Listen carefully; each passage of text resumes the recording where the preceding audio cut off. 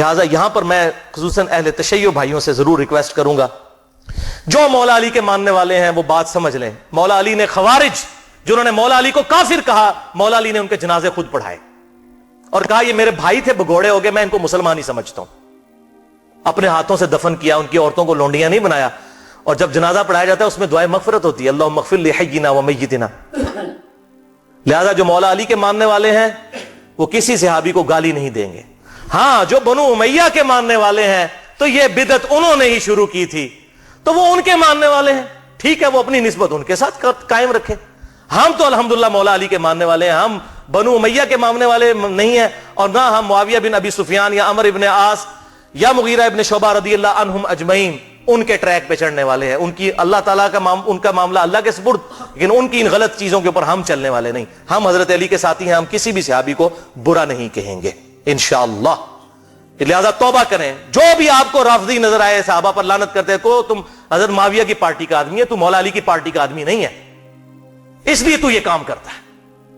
وَلِعَاذُ بِاللَّہ. آخری مثال سن لیں، یہ وہ ٹروتھ ایکسپوزنگ مثال ہے جس سے آپ کو پتا چلے گا کہ حضرت علی کو ممبروں پہ گالیاں کیوں ہی نکالتے تھے. اگلے دن میرے والد صاحب بھی مجھ سے پوچھ رہے تھے کہ جی یہ گالیاں کیوں نکالتے تھے، کیا ملتا تھا؟ سوال تو بڑا زبردست ہے. اتنے سال تک گالیاں نکالتے رہے، ان کو ملتا کیا تھا حضرت علی کو گالیاں نکال کے؟ Brain washing. لوگوں کے دلوں سے وہ خلافت راشدہ کو بچانے کی آخری کوشش نکل جائے تاکہ ملوکیت محفوظ رہے. یہ تھی وجہ، اور وہ آپ کو اس حدیث میں پتا چلے گی. سنن نبی داؤد 4131، شیخ البانی بھی نے بھی صحیح کہا، زبیر علی زئی صاحب نے بھی صحیح کہا. اس میں آپ کو یہ بات پتا چل جائے گی حضرت حسن کے بارے میں.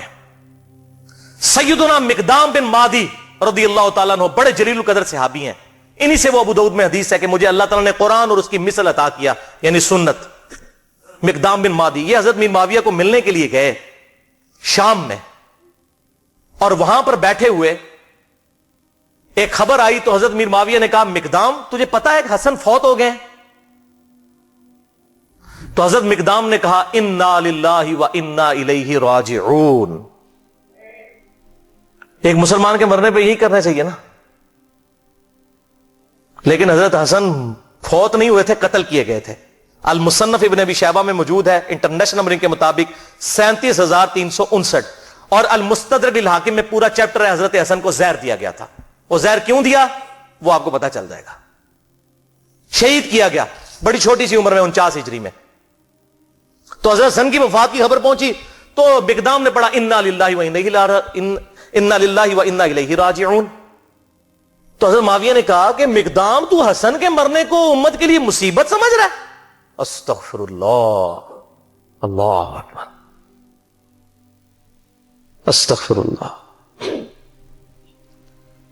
اب جب انہوں نے یہ بات کی تو انہوں نے کہا میں حسن کی وفات کو مصیبت کیوں نہ سمجھوں. میں نے خود دیکھا حضور صلی اللہ علیہ وسلم دائیں طرف حسن کو بٹھاتے تھے اور بائیں طرف حسین کو، اور کہتے تھے حسن مجھ سے ہے، حسین علی سے ہے. اور تو کہہ رہا معاویہ کہ میں حسن کی وفات کو مصیبت شمار نہ کروں. اور پھر حضرت معاویہ کا ایک چمچہ وہاں سے بولا. حسن جو ہے وہ آگ کا ایک انگارہ تھا، اللہ نے اسے بجھا دیا. اللہ، یہ او خدا کے لیے میرے شیعہ دوستو سمجھو یہ کون سی پارٹی ہے جو صحابہ کے بارے میں بکواس کرتی ہے.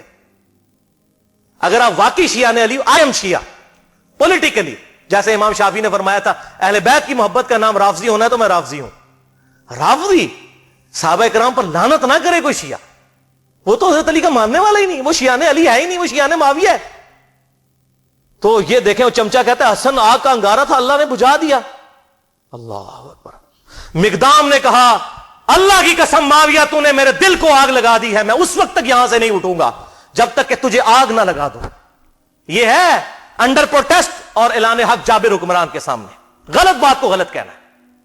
میں تجھے آگ لگا کے یہاں سے اٹھوں گا. معاویہ اللہ کی قسم اگر میں جھوٹ بولوں مجھے یہاں پر ٹوک دینا، اگر میں سچ کہوں تو مجھے بتا دینا.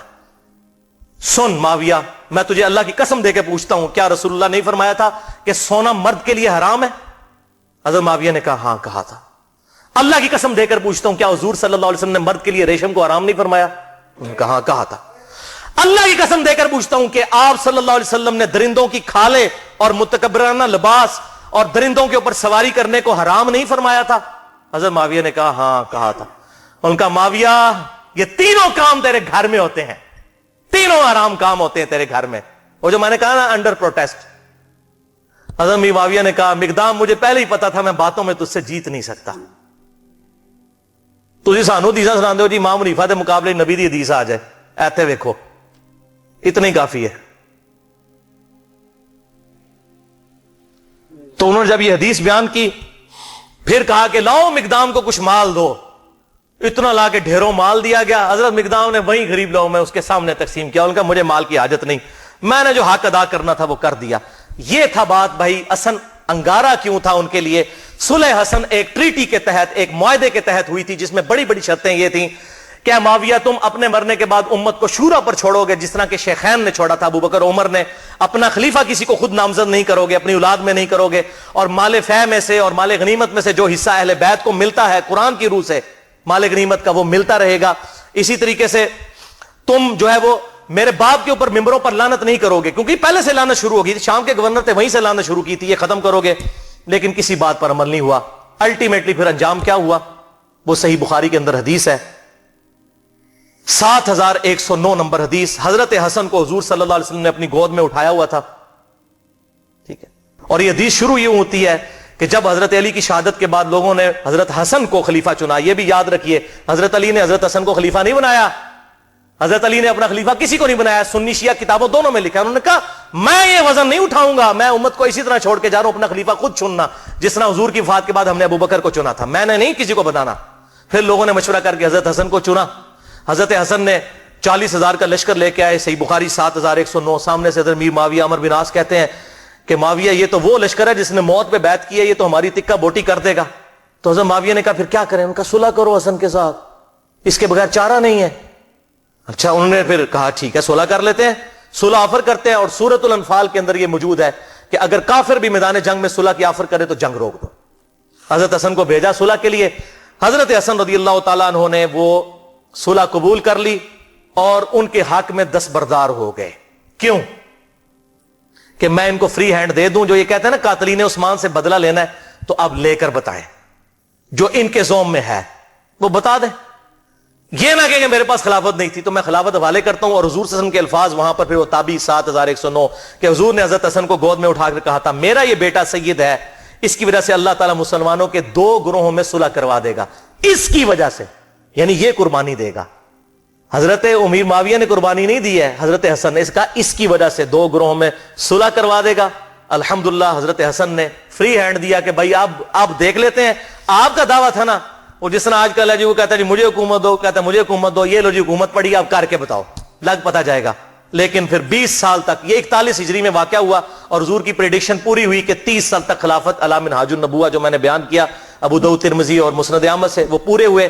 اور ایون امام ابن تیمیہ نے منہاج السنہ میں لکھا کہ ربیع الاول کے مہینے میں, دن کنفرم نہیں لیکن ربیع الاول میں حضور کی وفات ہوئی تھی 11 ہجری میں, اور 41 ہجری ربیع الاول میں صلح حسن ہوئی اور 30 سال پورے ہوئے. اور امام ابن تیمیہ جیسے شخص جنہوں نے اہل تشیع کے خلاف منہاج السنہ لکھی, اس کتاب میں لکھتے ہیں کہ حضرت حسن 5ویں خلیفہ راشد ہیں, 6 مہینے ان کے بھی خلافت راشدہ ہیں, کیونکہ 30 سال ان کے 6 مہینے بنا کر پوری ہوتی ہے وہ شامل کر کے. لہٰذا امیر معاویہ رضی اللہ تعالیٰ عنہ یا یزید ابن معاویہ, یہ دونوں خلیفہ راشد نہیں بلکہ اسلام کے بادشاہ ہیں. یہ انہوں نے لکھا. بھائیو, یہ 20 سال تک کسی شرط پر عمل نہیں ہوا, بلکہ اسی طریقے سے ممبروں پر حضرت علی کو گالیاں نکالی جاتی رہیں. اور پھر جاتے جاتے وہ ٹرننگ پوائنٹ آیا کہ حضرت حسن کے ساتھ جو صلح کا معاہدہ تھا توڑا, اور وفات سے 4 سال پہلے خلیفہ کی بیعت, اپنے بیٹے کی بیعت لینی شروع کر دی کہ میرے مرنے کے بعد یہ خلیفہ بنے گا. اب مولا حسین میدان میں اترتے ہیں, لیکن مغرب کی نماز کے بعد انشاءاللہ تعالی.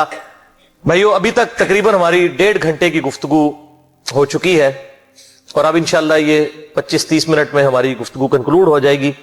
آخری سچویشن ہم ڈسکس کریں گے. تو اب بات ہماری جہاں پر مکمل ہوئی تھی وہ ابو داؤد کی حدیث 4131, جس کو شیخ البانی نے بھی صحیح کہا, شیخ زبیر علی زئی صاحب نے بھی صحیح کہا رحمہم اللہ, کہ حسن آگ کا انگارہ تھا جسے اللہ نے بجھا دیا ولیعوذ باللہ تعالی. اس اسدی شخص نے وہاں پہ کامنٹس دیے, تو پھر مقدام بن مادی نے جابر حکمران کے سامنے حق کا کلمہ بلند کیا. تو آگ کا انگارہ کیوں تھا؟ اس لیے کہ ہر وقت یہ چیز فکر لاحق تھی، ہر وقت یہ فکر لاحق تھی کہ ایک معاہدے کے تحت حکومت لی ہے کہ ہم یہ کام کر کے دکھائیں گے. وہ کام کیا کرنا، کوئی ایک بھی شرط پوری نہیں کی. اسی طریقے سے سب و شتم مولا علی پر ممبروں پر جاری، اسی طریقے سے لوگوں کے ساتھ زیادتیاں، لوگوں کا مال لوٹنا، لا حق قتل کرنا، جس سے اختلاف رائے ہو اسے قتل کروا دینا، یہ اسی طریقے سے جاری 20 سال تک. تو ڈر لگا ہوا تھا کہ اگر حسن زندہ ہوا تو پھر تو وہ معاملہ کسی بھی وقت اس انگارے میں آگ بھڑک سکتی ہے اور لوگ پھر نواسے رسول کی وجہ سے میدان میں اتر سکتے ہیں. لہذا ان کو زہر دے کر شہید کر دیا جائے. اب کہتے ہیں جی پتہ نہیں کس نے کیا، لیکن جو اس کا بینیفیشری ہے اسی نے کیا. نام لینے کی ضرورت نہیں ہے. بہرحال زہر سے ان کو شہید کیا گیا. حضرت حسین یہ منظر دیکھتے رہے، 20 سال تک کڑتے رہے. انہوں نے کئی خط بھی لکھے حضرت امیر معاویہ رضی اللہ تعالیٰ عنہ کو کہ جو کچھ تم امت کے ساتھ کر رہے ہو، مجھ پر تمہارے خلاف قیام واجب ہو چکا ہے. میں ڈرتا ہوں میں اللہ کو کیا منہ دکھاؤں گا، لیکن میں اپنے بھائی کی صلح کا پابند ہوں کہ ٹھیک ہے چلو جاتے جاتے امت کے لیے کوئی معاملہ خیر کا ہو جائے گا اور امت کو شورا کے سپرد کیا جائے گا، شیخین رضی اللہ عنہما کی طرح، ابو بکر و عمر کی طرح رضی اللہ تعالی عنہما. لیکن یہ معاملہ پھر بگڑ گیا. حضرت امیر معاویہ رضی اللہ تعالیٰ عنہ کی وفات 60 ہجری میں ہوئی. حضور صلی اللہ علیہ وسلم کی وفات کے تقریباً 50 سال کے بعد، وفات سے 4 سال پہلے انہوں نے اپنی زندگی میں اپنے بیٹے کے لیے بھی بیعت لینا شروع کر دی. ایک وقت میں 2 خلیفوں کی بیعت، جبکہ صحیح مسلم میں حدیث ہے انٹرنیشنل نمبرنگ کے مطابق 4799 کہ اگر ایک خلیفہ کی موجودگی میں دوسرے خلیفہ کی بیعت کی جائے تو دوسرے کو قتل کر دو. وہ تو واجب القتل ہو چکا تھا. ایک وقت میں 2 خلیفوں کی بیعت تو نہیں ہو سکتی. اور یہ کوئی تاریخی روایت نہیں ہے. تلوار کے زور پر پوری دھونس کے ساتھ بیعت لی گئی. کہتے ہیں وہ صحابہ نے بیعت کر لی تھی، یہ کر لیا تھا، وہ اب آپ کو میں پول کھول کے بتاتا ہوں. صحیح بخاری میں انٹرنیشنل نمبرنگ کے مطابق 4827 نمبر حدیث. یہاں پر یہ بات یاد رکھیے گا، بیعت دل سے ماننے کا نام ہے، زبردستی نہیں ہو سکتی. بخاری اور مسلم کی متفق علیہ حدیث ہے، سعد ابن عبادہ نے حضرت ابو بکر صدیق رضی اللہ تعالیٰ عنہ کی بیعت نہیں کی، اس کے بعد حضرت عمر کی بھی نہیں کی. لیکن ابو بکر عمر نے کیا تلوار رکھی ان کے اوپر کہ بیعت کرو؟ ٹھیک ہے، اختلاف رائے نہیں کرنی نہ کرو. بخاری اور مسلم کی متفق علیہ حدیث ہے کہ حضرت علی نے 6 مہینے تک ابو بکر کی بیعت نہیں کی. تو کیا معاذ اللہ ابو بکر نے ان کے ساتھ اس طرح کی کوئی زیادتی؟ بلکہ بخاری مسلم میں آتا ہے بعد میں معافی بھی مانگی. حضرت علی کا یہی اعتراض تھا کہ آپ نے اہل بیت کو مشورے میں شامل نہیں کیا. حضرت ابوبکر صدیق زاروں کے تار رو پڑے. یہ بخاری اور مسلم دونوں میں موجود ہے، اور میں نے اس پہ 2.25 گھنٹے کی گفتگو کی ہے. وصی رسول کون ہے اور حدیث قرطاس کا تحقیقی جائزہ، مسئلہ نمبر 55B کے نام سے. لہذا میں آج اس کو ایڈریس نہیں کروں گا. بخاری کی حدیث 4827 سورۃ الاحقاف کی تفسیر والے چیپٹر میں امام بخاری نے امت کو انجیکشن لگا دیا کہ پتہ چل جائے کہ ہوا کیا تھا امت کے ساتھ. محدثین کی یہ بہت بڑی خدمات ہیں کہ انہوں نے حق نہیں چھپایا، کیونکہ سورۃ البقرہ میں آیا ہے کہ جو حق چھپاتا ہے اس پہ اللہ کی لعنت، فرشتوں کی لعنت اور تمام لعنت کرنے والوں کی لعنت. اور ابو داؤد اور ترمذی میں حدیث ہے کہ جو لوگ دنیا میں حق چھپاتے ہیں قیامت والے دن اس حال میں پیش کیے جائیں گے کہ ان کے منہ میں آگ کی لگامیں ہوں گی کہ یہ حق بات نہیں بتاتے تھے. وَلِعَاذُ بِاللَّهِ تعالی. یہ کہتے ہیں یہ اس طرح کی باتیں کیوں کرتے ہیں؟ یہ تو ہمارے نبی کی نبوت کی غیب کی خبریں ہیں کہ کیا ہونے والا تھا امت کے ساتھ. حضور صلی اللہ علیہ وسلم کی نبوت کی دلیل ہے یہ خبریں کہ آپ نے مستقبل کی باتیں پہلے ہی امت کو بتا دی. 4827 صحیح بخاری سورۃ الاحقاف کا چیپٹر، کتاب التفسیر چیپٹر صحیح بخاری میں مروان بن حکم کو مکے اور مدینے کا گورنر بنایا حضرت امیر معاویہ رضی اللہ تعالی عنہ نے. مسجد نبوی میں اس نے روضہ شریف کے بالکل پاس منبر رسول پر خطبہ دینا شروع کیا. اور یہ وہ مروان ہے جو منبر رسول پر روضہ شریف کے پاس یہ لعنت کرتا تھا، علی پر لعنت، علی سے محبت کرنے والوں پر لعنت، والعیاذ باللہ تعالی. میں آپ کو حوالے دے چکا. اور مجھے حدیث ابھی میرے ایمان کا تقاضا ہے ذہن میں چلتے چلتے آ گئی. 6229 نمبر حدیث صحیح مسلم میں، اور صحیح بخاری میں بھی 3703 نمبر حدیث ہے حضرت علی کے فضائل کے چیپٹر میں. اسی مروان بن حکم نے کسی کو وہاں پر نامزد کیا تو اس نے حضرت سال ابن سعد السعدی کو بلایا. حضرت علی کے فضائل کے چیپٹر میں، بخاری مسلم دونوں میں یہ حدیث ہے، اور کہا کہ آپ ممبر پر آ کر ایک دفعہ مولا علی پر لعنت بھیجیں. لعنت کے الفاظ ہیں مسلم میں. تو سال ابن سعد السعدی جو پہلے 10 مسلمانوں میں سے تھے، انہوں نے کہا کہ میں حضرت علی پہ لعنت کروں ممبر پہ آ کے؟ ان کا اچھا تم یہ کہہ دو کہ ابو تراب پہ اللہ کی لعنت. بولے اعوذ باللہ. ابو تراب کا مطلب ہے مٹی والا. حضرت علی کی یہ کنیت تھی. تو اس نے کہا چلو تم کوڈ ورڈ میں بات کر دو، کہہ دو ابو تراب پہ اللہ کی لعنت، مٹی والے پہ. اور یہ حقارت سے بنو امیہ ابو تراب کہتے تھے. حضرت سال ابن سعد نے کہہ کا مارا. انہوں نے کہا واہ واہ، اوے مولا علی تو ابو تراب نام سے اتنا خوش ہوتے تھے، کسی اور نام سے اتنا خوش نہیں ہوتے تھے، اور تم کہہ رہے ہو کہ ابو تراب پہ اللہ کی لعنت. پھر وہ ذرا ٹھنڈے پڑے. انہوں نے کہا میں کبھی بھی مولا علی کو گالی نہیں نکالوں گا. انہوں نے کہا اچھا بتائیے ابو تراب نام کیسے پڑا حضرت علی کا؟ انہوں نے کہا سنو. پھر ایک دفعہ حضرت علی اور حضرت فاطمہ کے درمیان چپکلش ہو گئی. میاں بیوی تھے. حضرت علی ناراض ہو کے گھر سے چلے گئے. مسجد نبوی میں جا کر لیٹ گئے زمین کے اوپر. حضور صلی اللہ علیہ وسلم آئے اور کہا فاطمہ کدھر ہے علی؟ ان کا یا رسول اللہ ناراض ہو کے چلے گئے. آپ صلی اللہ علیہ وسلم نے فرمایا ایک صحابی کو کہ جا کر ڈھونڈ کر لاؤ. وہ ڈھونڈنے گئے تو حضرت علی لیٹے ہوئے تھے. حضور کو آ کے بتایا. حضور خود تشریف لے گئے. حضور صلی اللہ علیہ وسلم نے حضرت علی کو اٹھایا، اپنے مبارک ہاتھوں سے جسم سے مٹی صاف کی اور کہا اٹھ ابو تراب، اٹھ ابو تراب، اے مٹی میں لپٹنے والے اٹھ. اس دن سے حضرت علی اپنے آپ کو ابو تراب کہتے تھے، حالانکہ آپ کی کنیت ابو الحسن تھی. صحابہ آپ کو ابو الحسن کہتے تھے، وہ کہتے تھے مجھے ابو تراب کو. جیسے حضرت ابو ہریرہ کو بلیوں والا ابو ہریرہ نام تو ان کا عبد الرحمن تھا. وہ بلیوں کے بچوں کے ساتھ کھیلتے تھے، اپنے وہ کرتے کی آستین میں ڈالتے تھے. حضور نے کہہ دیا ابو ہریرہ نام مشہور ہو گیا. تو اس طریقے سے ابو تراب ان کا نام پڑ گیا. انہوں نے کہا مولا علی تو اس نام سے خوش ہوتے تھے اور آج تم مجھے کہتے ہو کہ میں ان پر لعنت کروں. والعیاذ باللہ تعالی. بہرحال یہی مروان بن حکم، اس کو حضرت میر معاویہ نے گورنر بنا دیا تھا. اسی خبیث کی وجہ سے حضرت عثمان بھی شہید ہوئے. اسی نے وہ جعلی مہر لگائی تھی جس کی وجہ سے ایک حضرت عثمان کے خلاف جو ہے وہ تحریک برپا ہو گئی. اس کو گورنر لگایا. صحیح بخاری 4827. اس نے خطبہ پڑھا مسجد نبوی میں اور کہا کہ یزید بن معاویہ بڑا اچھا آدمی ہے. یزید بن معاویہ بڑا اچھا آدمی. لوگ کہہ رہے ہیں یہ کون سا خطبہ ہو رہا ہے کہ یزید بن معاویہ بڑا اچھا آدمی ہے. اور پھر اس نے کہا کہ اللہ تعالیٰ نے امیر المومنین حضرت معاویہ بن ابی سفیان رضی اللہ تعالیٰ عنہ کو ایک بڑی اچھی بات سجھائی ہے. وہ امت کے وسیع تر مفاد میں چاہتے ہیں کہ اپنے بیٹے کو اپنے بعد خلیفہ نامزد کر دیں. ادھر ہمارے حکمران بھی کہتے ہیں نا امت کے وسیع تر مفاد میں، پاکستان کے وسیع تر مفاد میں. اچھا وہاں پر حضرت ابو بکر کا بیٹا کھڑا ہوا، عبد الرحمن بن ابی بکر، حضرت عائشہ کا بھائی. اور امام بخاری نے نقل نہیں کیا کہ اس نے کیا کہا. انہوں نے کوئی چوبے والی گل کی تھی. میں گل دسنا کیڑی ہے. اس نے ایک بات کی، انہوں نے صحابی تھے وہ، اور مروان تڑپ اٹھا.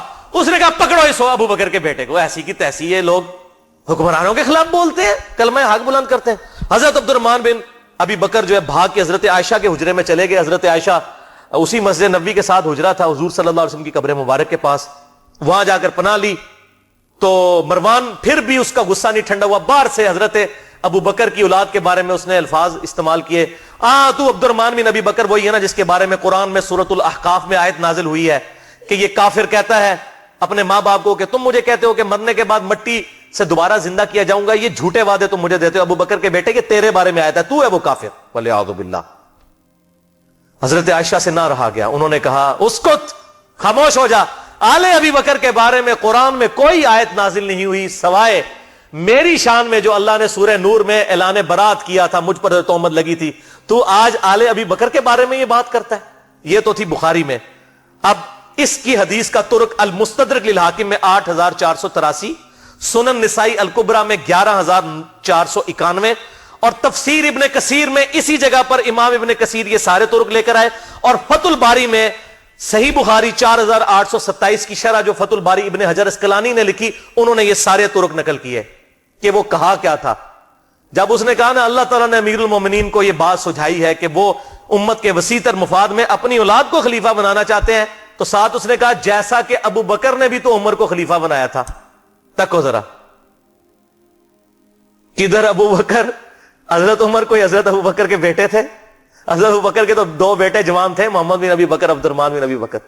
تو عبد الرحمن بن ابی بکر وہیں بیٹھے تھے، انہوں نے کہا او تو سیدھی طرح کیوں نہیں کہتا تیرا امیر المومنین معاویہ بن ابی سفیان کیسر و کسرا کی سنت کو زندہ کرنا چاہتا ہے، ابو بکر اور عمر کی سنت نہیں۔ ابو بکر اور عمر نے اپنی اولاد کو نہیں نوازا، اور تیرا امیر المومنین اپنی اولاد کو نوازنا چاہتا ہے۔ ابو بکر کا بیٹا تھا، جینز ابو بکر کے تھے۔ جوش میں انہوں نے جب یہ کلاس لی، پھر انہوں نے کہا پڑھو انہوں، بول رہا ہے اے گل ہوئی سی، پھر وہ چھپ گئے، اور یہاں پر حضرت عائشہ نے پھر اس کو چپ کروایا مروان کو، اور ساتھ ایک بات کہی جو اس حدیث میں موجود ہے، اور کہا مروان تو ابو بکر کی اولاد کے بارے میں بکواس کرتا ہے، تیرے باپ کے بارے میں حضور صلی اللہ علیہ وسلم نے فرمایا تھا حکم پر لعنت، حکم کی اولاد پر لعنت، تو اسی حکم کا بیٹا ہے مروان بن حکم، تو اپنے باپ کی پشت میں تھا جب اللہ کے نبی تجھ پر لعنت کر کے گئے تھے۔ یہ حضور کی غیبی خبریں الحمدللہ۔ اور ایک اور غیبی خبر سنیں، مسند ابی یعلا میں انٹرنیشنل نمبر کے مطابق 6461، جسے شیخ البانی بھی صحیح کہتے ہیں، شیخ زبیر علیزئی صاحب بھی ٹھیک کہتے ہیں، کہ سیدنا ابو ہریرہ کہتے ہیں کہ آپ صلی اللہ علیہ وسلم نے ایک خواب دیکھا کہ آپ کے منبر پر بنو حکم، یہی مروان بن حکم اور اس کی اولاد، اچھل کود رہے ہیں، تو حضور بڑے غصے کی حالت میں گھر سے باہر نکلے، اور آپ نے کہا کہ میں نے بنو حکم کی اولاد کو اپنے ممبروں پر بندروں کی طرح اچھلتے ہوئے دیکھا ہے، یعنی میرے بعد یہ میرے ممبروں پر آ کر بیٹھیں گے۔ اور حضرت ابو ہریرہ کہتے ہیں اللہ کی قسم اس خواب دیکھنے کے بعد حضور صلی اللہ علیہ وسلم جتنے دن زندہ رہے، چند دن پہلے آپ نے خواب دیکھا، آپ کو کسی نے ہنستے ہوئے نہیں دیکھا، آپ اتنے غمگین ہوئے کہ یہ مستقبل میں ہونا ہے۔ تو آپ صلی اللہ علیہ وسلم نے امت کو پہلے ہی اس حوالے سے خبردار کر۔ اور صحیح بخاری میں 3605 نمبر حدیث ہے، حضرت ابو ہریرہ کہتے ہیں کہ حضور صلی اللہ علیہ وسلم نے مجھ سے ارشاد فرمایا تھا کہ میری امت کی بربادی قریش کے چند نوجوان لڑکوں کے ہاتھوں میں ہوگی، اور حضرت ابو ہریرہ کہتے ہیں میں اگر چاہوں ان لڑکوں کے نام، ان کے قبیلوں کے نام، ان کے ماں باپ کے نام بھی بتا دوں، حضور مجھے بتا کر گئے تھے۔ بلکہ صحیح بخاری میں 120 نمبر روایت ہے، حضرت ابو ہریرہ اسی کانٹیکسٹ میں کہتے ہیں کہ میں نے حضور صلی اللہ علیہ وسلم سے 2 پیالے لیے، ایک تو میں نے تمہیں بتا دیا جو حدیثیں بیان کرتا ہوں، اور ایک چیز ایسی ہے جو تمہیں بتا دوں تم میری گردن کاٹ دو۔ کیوں؟ بنو امیہ حکومت میں تھے، انہی لڑکوں کے نام تو حضور بتا کے گئے تھے، انہوں نے امت کا جنازہ نکالنا ہے، تو تم میری گردن مار دو۔ یہ جو بات صوفی کہتے ہیں نہیں وہ علم لدنی تھا، وہ علم لدنی نہیں تھا، وہ ان لوگوں کے نام تھے۔ اگر علم لدنی ہوتا تو سلاسل، چشتیہ، قادریہ اور سہروردیہ میں ابو ہریرہ بھی کہیں پر ہوتے، وہ تو ہے ہی نہیں ہے کہیں، ٹھیک ہے جی۔ جس طرح حذیفہ ابن یمان کو منافقین کے نام بتائے، حضرت ابو ہریرہ کو بنو امیہ اور بنو حکم کے ان لونڈوں کے نام، ان لڑکوں کے نام بتائے جنہوں نے امت کا بیڑا غرق کرنا تھا۔ حضرت ابو ہریرہ ڈرتے تھے، اور یہی تمام محدثین نے بخاری کی حدیث 3605 اور 120 کے اندر خود ابن حجر اسقلانی نے بھی لکھا۔ اور علم لدنی پہ میرا لیکچر ہے 55A، اگر کسی کو شوق ہو تو وہ دیکھ سکتا ہے۔ تو ابن حجر اسقلانی نے پھر کئی طرق جمع کیے کہ حضرت ابو ہریرہ پھر دعا کرتے تھے اے اللہ مجھے 60 ہجری تک باقی نہ رکھنا، اور نوجوان لڑکوں کی حکومت سے پہلے پہلے موت دے دینا۔ 60 ہجری میں حضرت میر معاویہ فوت ہوئے اور یزید تخت نشین ہوا، اور 61 ہجری میں ایگزیکٹ 50 سال کے بعد حضور صلی اللہ علیہ وسلم کے دنیا سے جانے کے واقعہ کربلا ہو گیا۔ حضرت ابو ہریرہ کہتے تھے یا اللہ مجھے موت دے دینا۔ 59 ہجری میں حضرت ابو ہریرہ فوت ہوئے، انہوں نے وہ 60 ہجری والا زمانہ نہیں پایا۔ یہ سارے طرق ابن حجر اسقلانی نے نقل کیے انہی حدیث کے تحت۔